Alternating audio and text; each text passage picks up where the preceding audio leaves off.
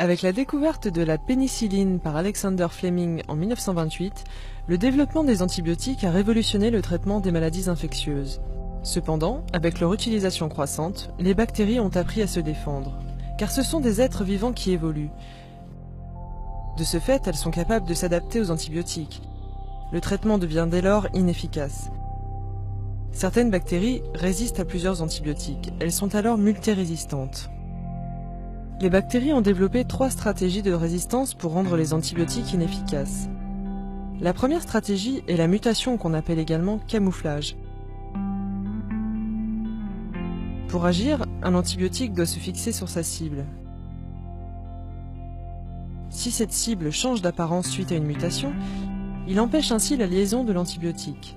Un exemple est la résistance à la streptomycine, un des premiers antibiotiques contre la tuberculose. La deuxième astuce des bactéries est la modification de l'antibiotique qu'on nomme également brouillage.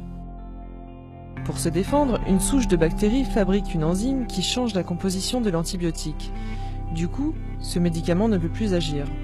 La résistance aux pénicillines en est le résultat. La troisième stratégie est le blindage. La bactérie ferme tout simplement les pores par lesquels l'antibiotique pénètre dans la cellule. Une autre variante consiste à rejeter les antibiotiques par pompage hors de la cellule dès qu'ils essayent de pénétrer. La bactérie recrache ainsi les composés toxiques. Les chercheurs insistent sur la nécessité de limiter l'usage excessif des antibiotiques qui reste la principale cause du développement de la résistance microbienne.